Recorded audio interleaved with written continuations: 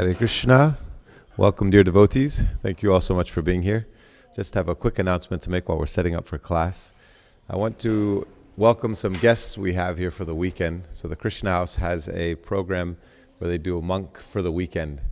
And so we've got Lisette, Nikhil, and Luke with us for the weekend. So welcome. Thank you so much for being here. And we're very grateful to have you with us. Haribo.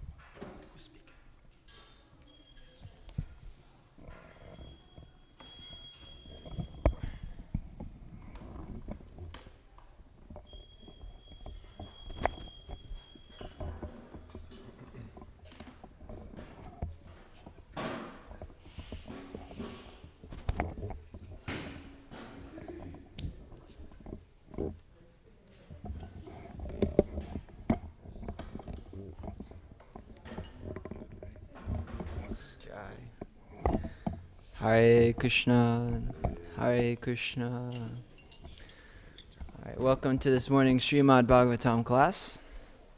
Welcome to all of you. Happy Saturday. We're going to start with a song and invocation to Krishna, talking about Krishna's activities, Krishna's the place where he grew up and things like that. So, sweet little song we can all sing.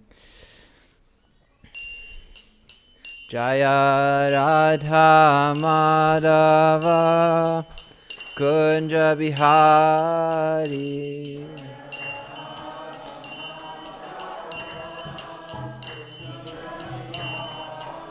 Jaya Radha Madhava Kunja Bihari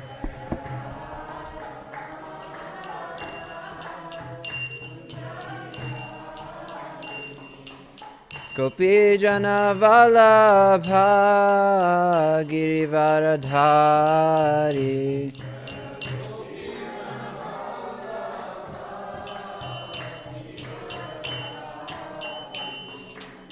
Gopi Jana Vallabha Girivaradhari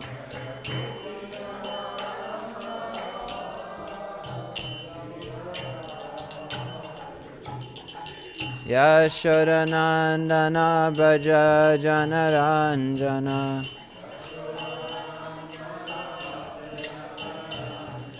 Yashodanandana Braja Janaranjana Yamunatira Vanachari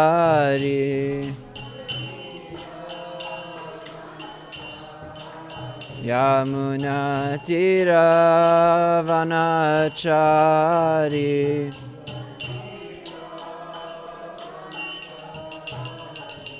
Jaya Radha Madhava Kunja Bihari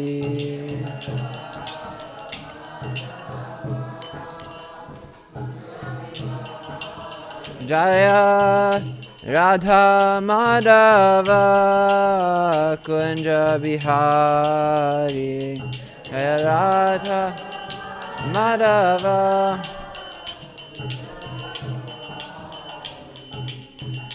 Gopi Jana Vallabha Girivaradhari Gopi Jana Vallabha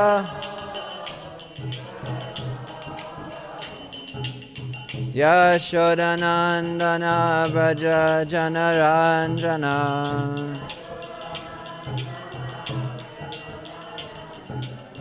Yashodanandana Braja Janaranjana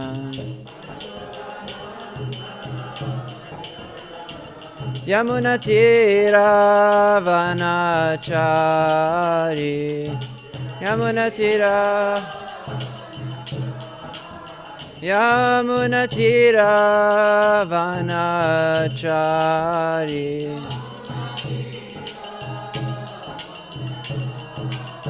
Hare Krishna, Krishna Krishna, Hare Hare, Hare Rama, Rama Rama, Hare Hare.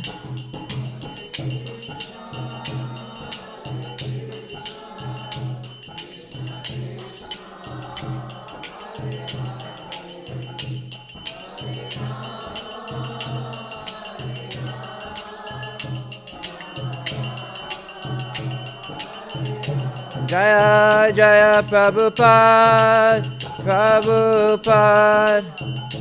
Prabhupada, Jaya Jaya Prabhupada.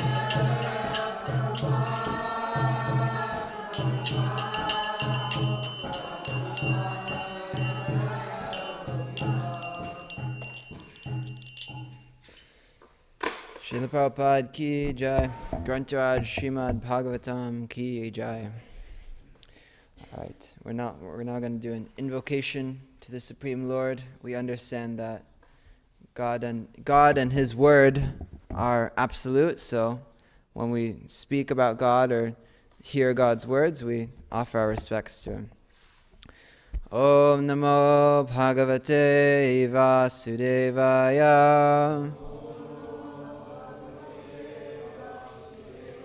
Om Namo Bhagavate Vasudevaya.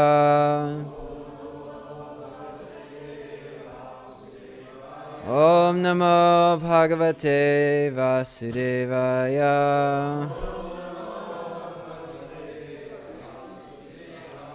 We can recite these together. Narayanam namaskritya naram chaiva narottamam Devim Saraswatim Vyasam Tato Jayam Udirayat. Before reciting the Srimad Bhagavatam, which is the very means of conquest, one should offer respectful obeisances unto the personality of Godhead Narayan, unto Narayan Rishi, the supermost human being, unto Mother Saraswati, the goddess of learning, and unto Srila Vyasadeva, the author. Nasha prayesha bhadreshu nityam bhagavata sevaya bhagavati utama shloke bhaktir bhavati naishtiki.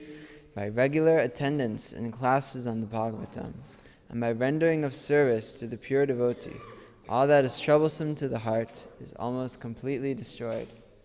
Loving service unto the personality of Godhead, who is praised with transcendental songs, is established as an irrevocable fact. Om Jnana Timirandasya Jnananjana Shalakaya Chakshurun Militam Yena Tasmai Shri Gurave Namaha. I was born in the darkest of ignorance, and my spiritual master opened my eyes with the torchlight of knowledge. I offer my respectful obeisances unto him. All right, welcome everyone. So, as we said earlier, today we'll be speaking from the Srimad Bhagavatam. We are on the 4th canto, part 1. We're on chapter 3, and we're going to be reading from text 3. But before I get there, I was thinking it'd be nice we can have some context on what's been happening in the Srimad Bhagavatam. Some of us are kind of just dropped in the middle of this very dramatic story, so it's nice to have some context. The Srimad Bhagavatam, it's a scripture which speaks on two things. It speaks on God, Krishna, the Supreme Personality of Godhead, and it speaks on Krishna's devotees. So those are the two topics of the Bhagavatam.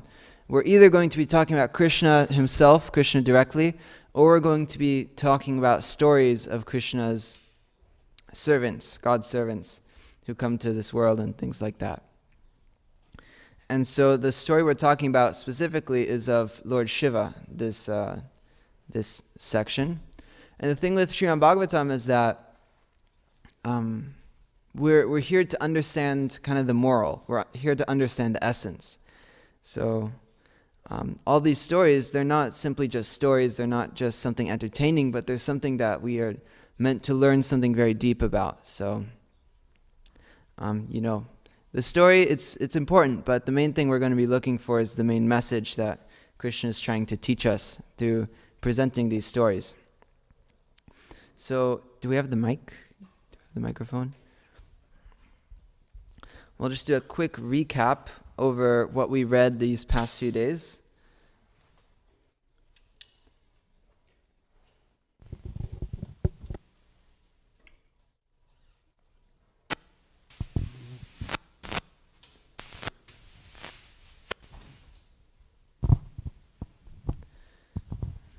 Hare Krishna. Is anyone able to read?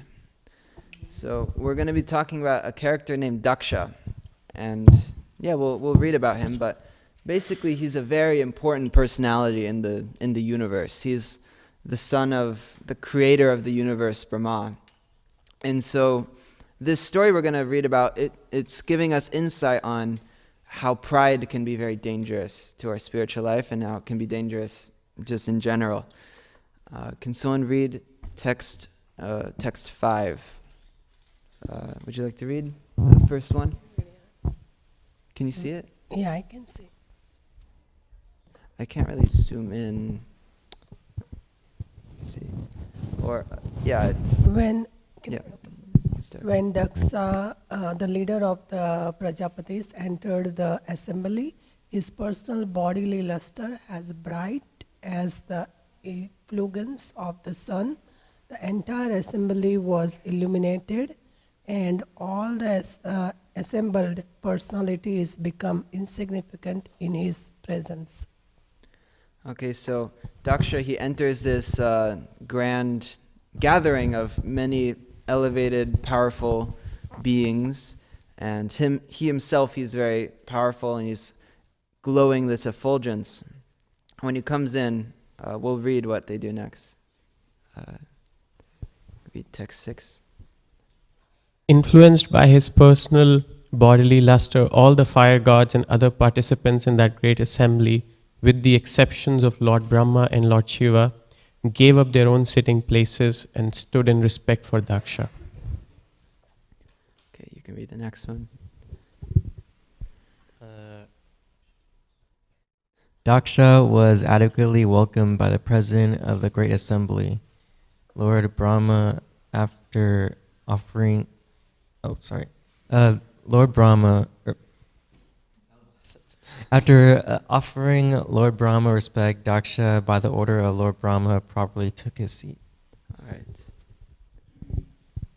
Before taking his seat, however, Daksha was very much offended to see Lord Shiva sitting and not showing him any respect. At that time, Daksha became greatly angry, and his eyes glowing, he began to speak very strongly against Lord Shiva. Okay. Have you guys ever experienced this before, where you feel like you should be respected, you feel like people are not paying attention to you, especially, when you're like in a big position, I'm an important person, the whole world revolves around me, and then when something that's supposed to be revolving around you isn't doing its thing, you get very angry, and we'll see what he says. His next text. So this is now Daksha speaking to Lord Shiva. And I didn't want to put all of it here because it's kind of mean and we don't need to read all that. But Kaylee, you can read it. He has already accepted himself as my subordinate by marrying my daughter in the presence of fire and brahmanas. He has married my daughter who is equal to Gayatri and has pretended to be just like an honest person. Okay, so the context is that Shiva, he married Daksha's daughter. And so because he married Daksha's daughter, Daksha sees himself in a position superior to him as father-in-law. And now he's going to continue.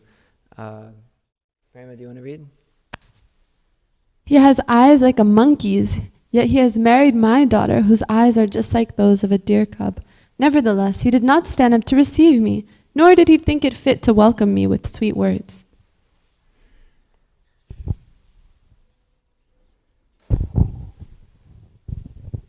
I had no desire to give up my daughter give my daughter to this person who has broken all rules of civility because of not observing the required rules and regulations. He is impure, but I have obliged to hand over my daughter to him just as one teaches the message of the Vedas to a Sudra.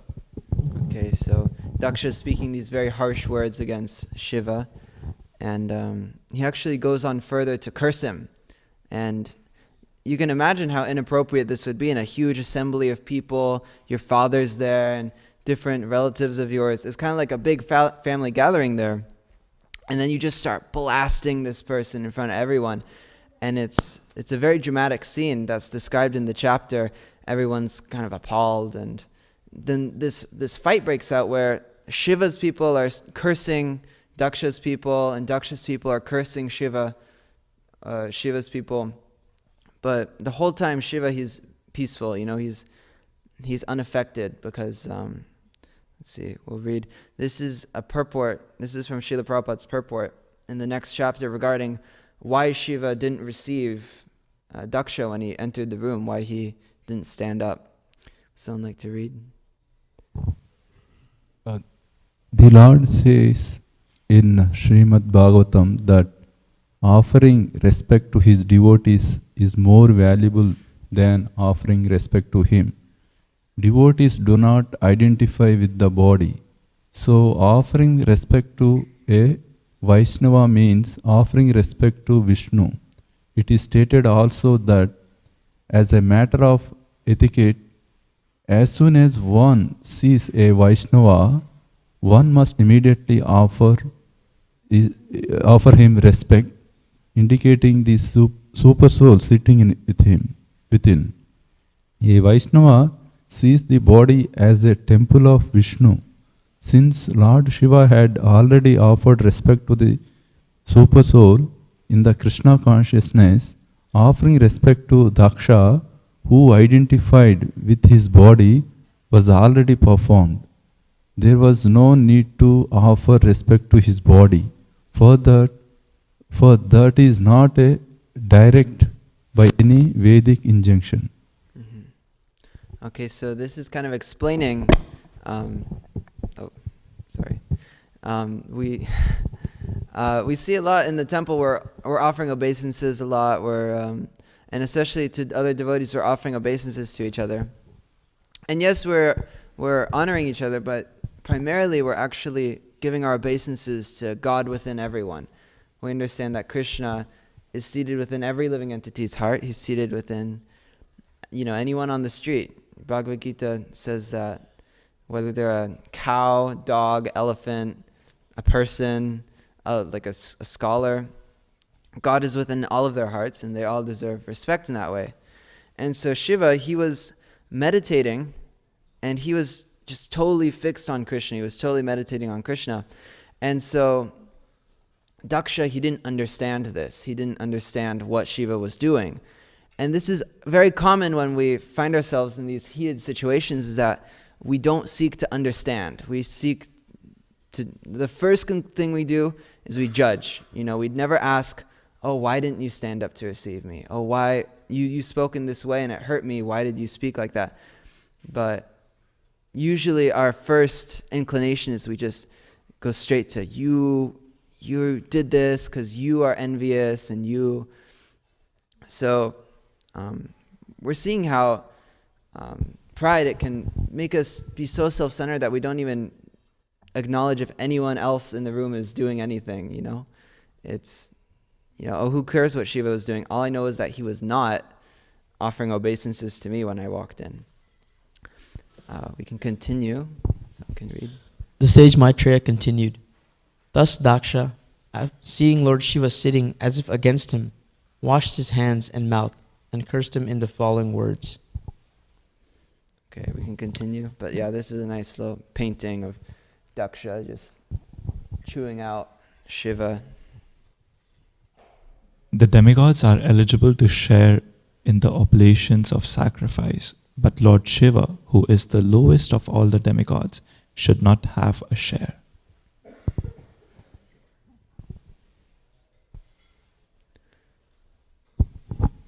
The sage Maitreya said such cursing and conversing was going to on between Lord Shiva's followers and party of Daksha and Lord Shiva became very morose. Not saying anything, he left and ran off the sacrifice, followed by his disciples. Okay, and so that takes us to our verse for today. Oh wait, just have one more slide. Sorry. 3 more verses and then our verse for today. You can read. Maitreya continued, in this manner, the tension between the father-in-law and son-in-law, Daksha and Lord Shiva, continued for a considerably long period.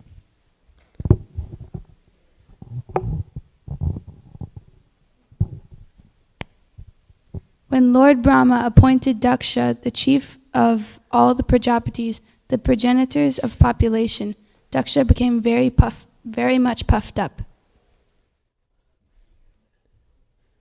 You can just read another. Daksha began a sacrifice named Vajapaya, and he became excessively confident of his support by Lord Brahma.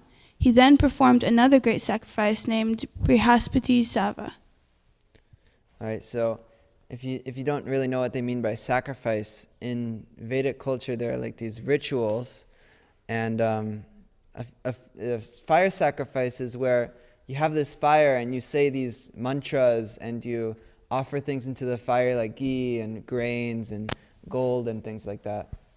This was actually practiced in previous ages, so thousands of years ago, and it said that in this current age of Kali, it's not practical to do these fire sacrifices anymore, and actually there's not even people qualified to do these fire sacrifices in the modern day. But we can imagine that he's this great personality and he's doing the sacrifice, but what is the point of all sacrifice?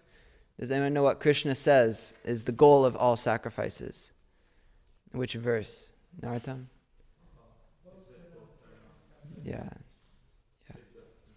Yeah. So Yagya, Bhoktaram Yagya Tapasam, he's the benefactor of all these sacrifices. So Daksha, we understand Daksha is actually a servant of God. He's a religious person.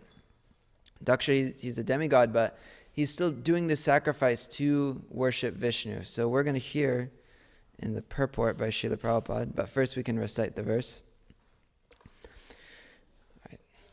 Ishtva savajapayena Brahma mishtan abhibhuyacha Brihaspati savam nama Samarebhe kratutamam. Please chant. Ishva savajapayena Ishtana vibhuyacha Sati savam nama Samarebhe kratutamam.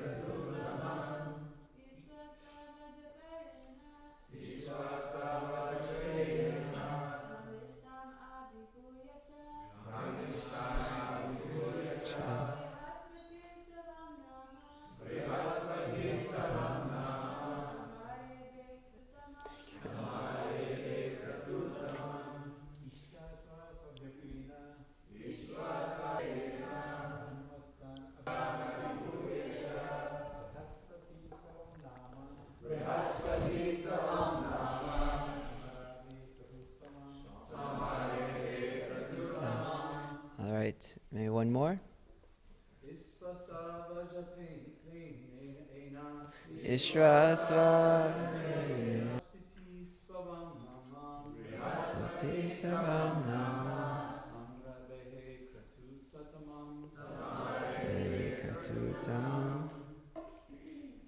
Okay, we can read the synonyms. So what we just recited, we see above there's are eligible to participate in yagyas and share the oblations, but Daksha wanted to avoid them. All sacrifices are intended to pacify Lord Vishnu, but Lord Vishnu includes all his devotees. Brahma, Lord Shiva, and the other demigods are all obedient servant of Lord Vishnu. Therefore, Lord Vishnu is never satisfied without them. But Daksha, being puffed up with his power, wanted to deprive Lord Brahma and Lord Shiva of participation in the sacrifice, understanding that if one satisfies Vishnu, it is not necessary to satisfy his followers. But that is not the process. Vishnu wants his followers to be satisfied first. Lord Krishna says, Mad Bhakta Puja Bhyadika.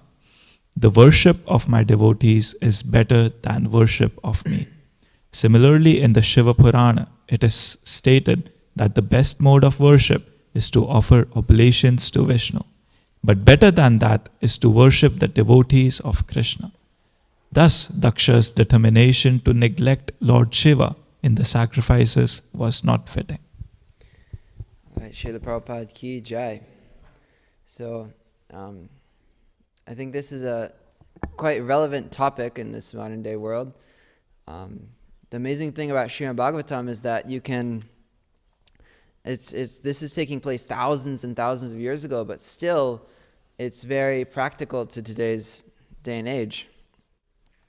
I was thinking we see a lot this common saying that, oh, I'm spiritual, but I'm not religious. And we're kind of seeing here with Daksha kind of how that came about or why people identify with that.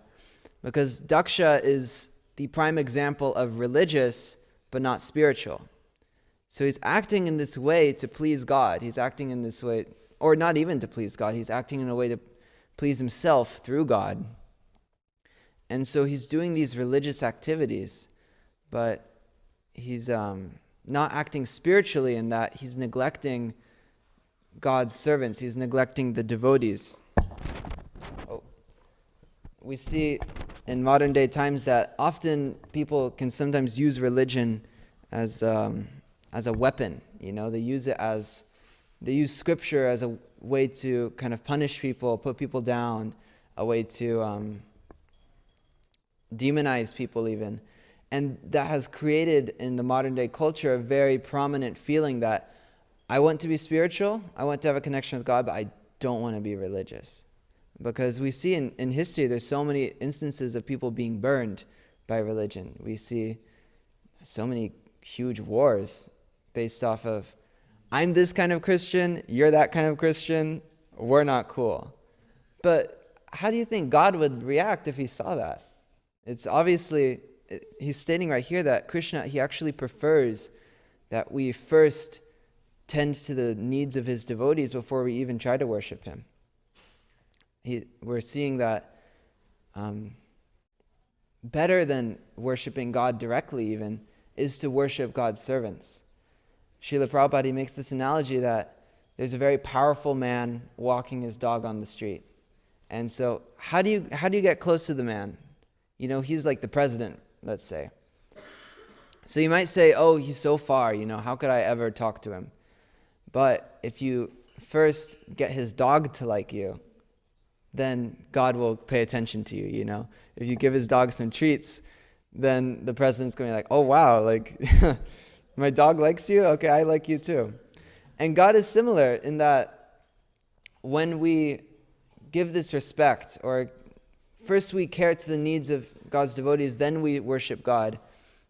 That's actually what pleases him most. I was thinking in our International Society for Krishna Consciousness, in our day-to-day lives, we're also in a similar position of Daksha.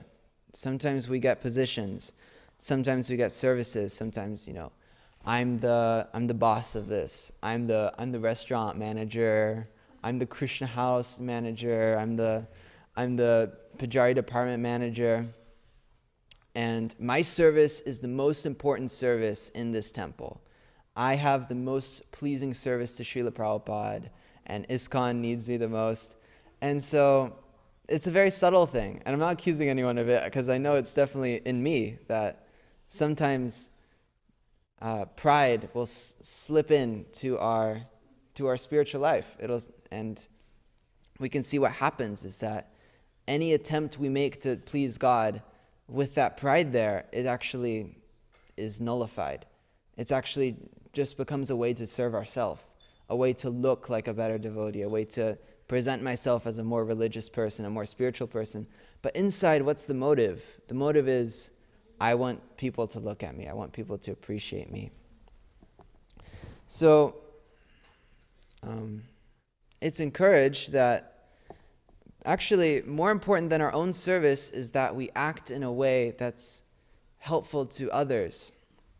I was talking to Parameshwar Prabhu. If you guys remember, he was here last week. And he said on the Sankirtan team, Sankirtan team is like a group of men who live in a van, and they travel around the world, really, and they give spiritual books to people. Bhagavad Gita, Srimad Bhagavatam. And you can imagine in a van like that, it's like a very tight space, and they're all sleeping in the van, and they're kind of button shoulders and stuff. And he made this point that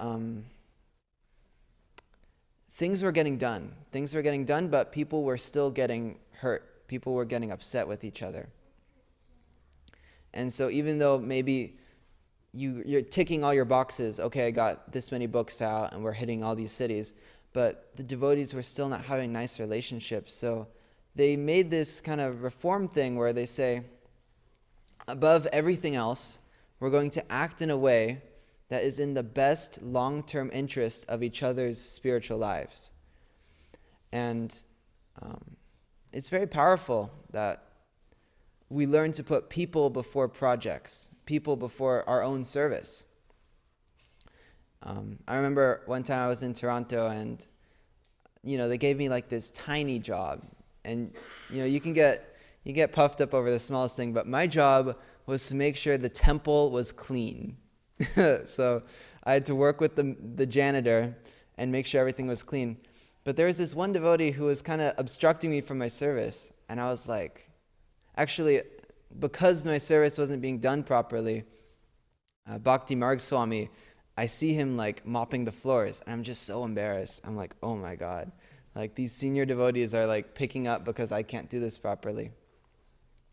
So I was getting heated, and I was like, okay, I'm going to talk to this devotee who's stopping me from doing my service properly, and I'm just going to tell him how it is, But then someone made this point to me that what would be more pleasing to Bhakti Marg Swami, or what would be more pleasing to the devotees, what would be more pleasing to Krishna?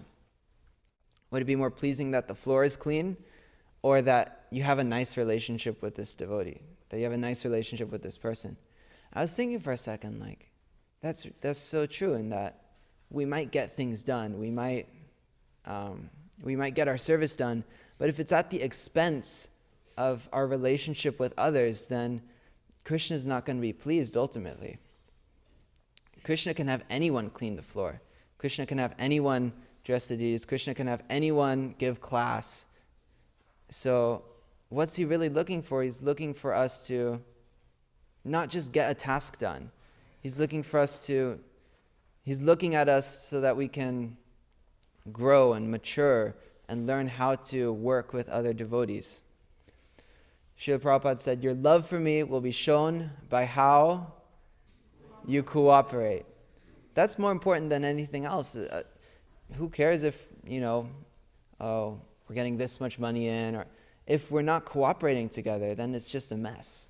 Even if you have the most beautiful temple, or the best, best everything, if still the internals are not there, it's just going to eventually break the externals too. So it's 8:14.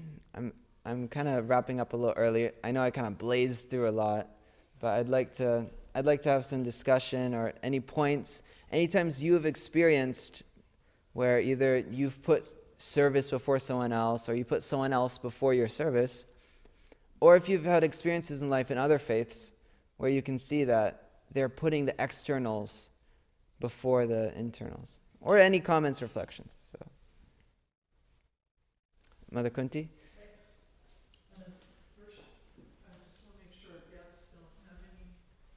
Questions or comments? Okay, and thank you. Very laser sharp class. Very quick, but very sharp and nicely said. Thank you. So you were saying about offering obeisances, and that's an interesting thing that you said. Yes, very often we hear that when people offer pranam, or actually bow down, child pose on the floor, or dandavats, that they're simply offering that to the Lord in the heart, to the Paramatma. However, I beg to differ. The actual truth is it's both. It's to the Supreme Personality of Godhead and to the devotee who's on the path of full surrender. So it's actually both. Thank you. Yes. Very true. That it's kind of the whole theme of the class that you can't offer respects to God without offering respects to God's servants. So if we're trying to when I offered obeisances to you, Prabhu, I was only offering obeisances to your super soul. You know, that's not the mood we're supposed to have. If you're ever mad at someone, you can pull that out. You get into an argument, you offer obeisances, and you're like, just by the way, that was to your super soul, not to you. Nandabraj, did you have something? I was really appreciating this point that to please Krishna the most is to appreciate his devotee.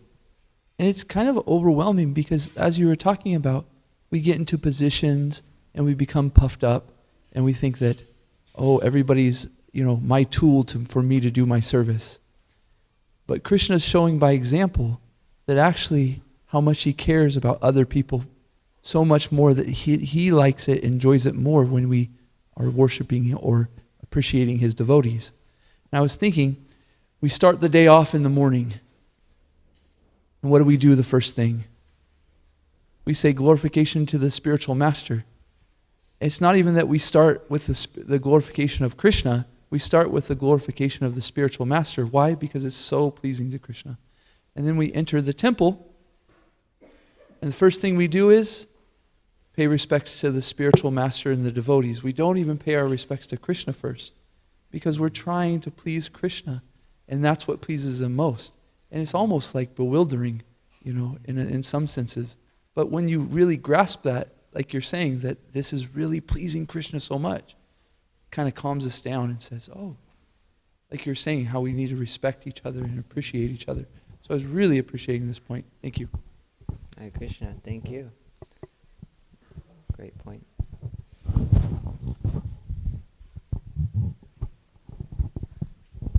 Yeah, very nice class.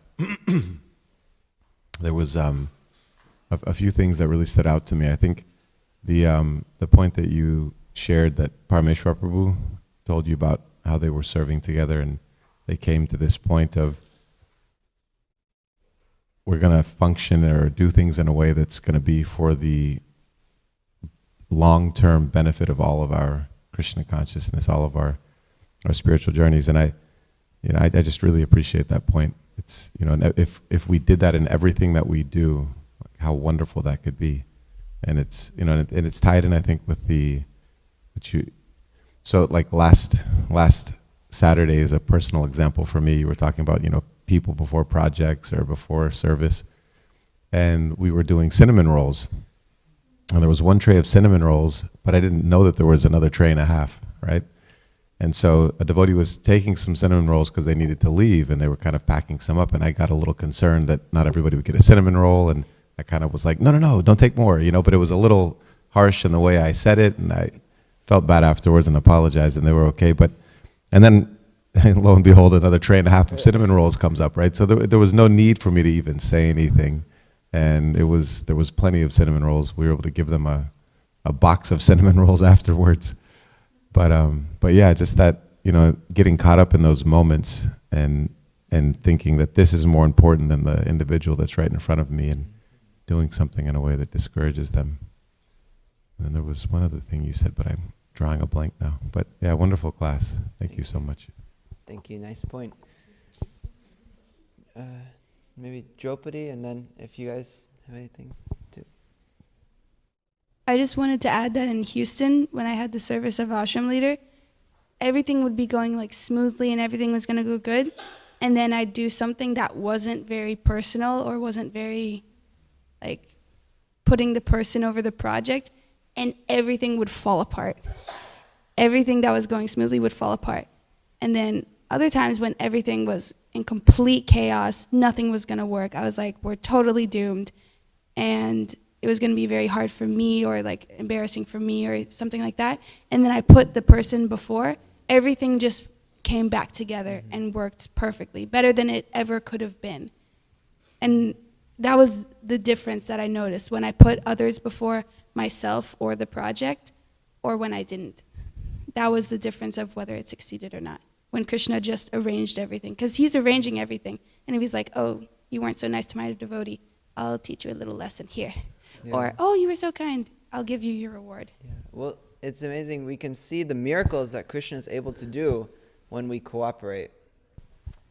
He can do anything, He doesn't need us to manage so perfectly that everything works.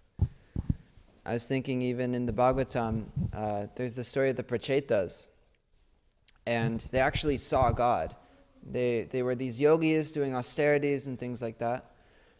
And it's described that the only reason that, not the only reason, but the primary reason that Krishna came before them, that God appeared personally before them, is because he was so impressed by how they were cooperating.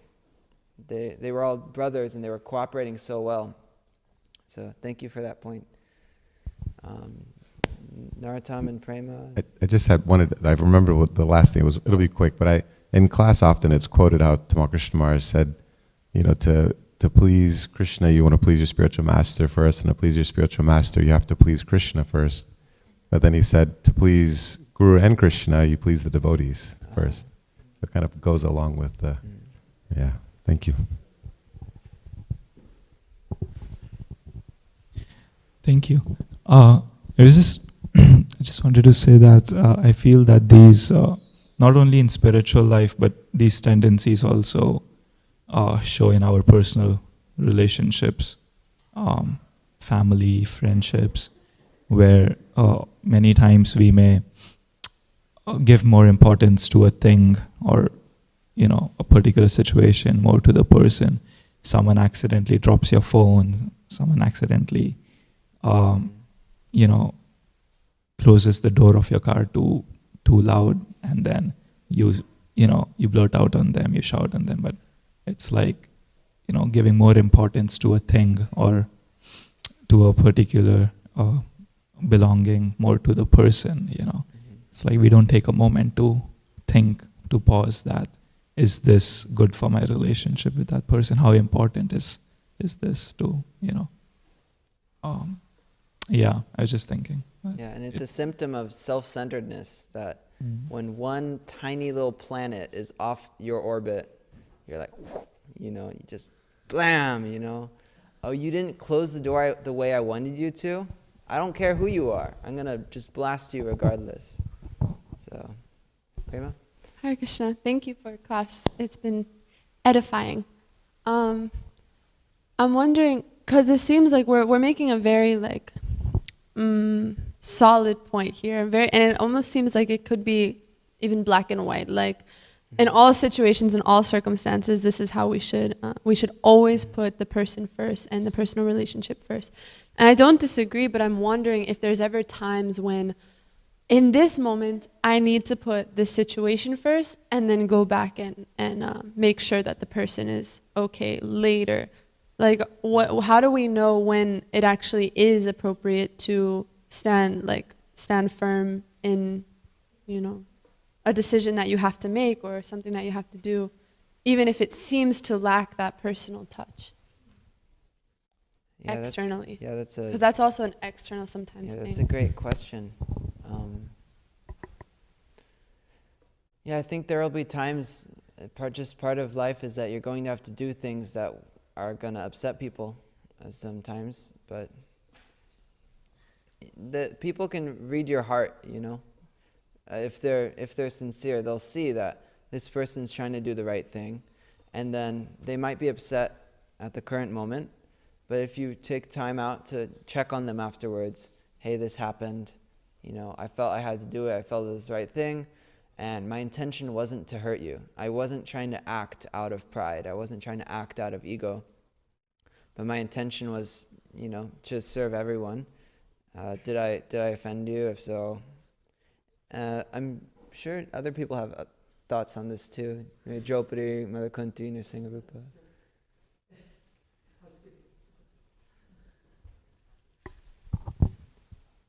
Dealing with kids, they often want something they cannot have for their own safety, and they will feel very personally offended. So a situation like this, the first thing that comes to mind is you can put the situation before the person by, actually, it's still being about the person, but safety. Like I understand you're upset, but I did this for your safety, and I understand that you're offended, but that's okay. We can work on our relationship later. At least you're safe. And for the safety of others. Yeah, I understand you wanted to do that, but someone would have been hurt.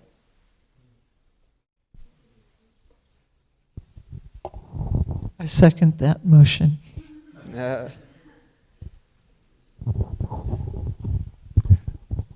was just thinking it's not always easy, right? Because it's not black and white all the time. But but I fully agree that if you're really sincerely coming from a place of really trying to help the person, and I think also it really helps if there's some kind of a relationship in those situations.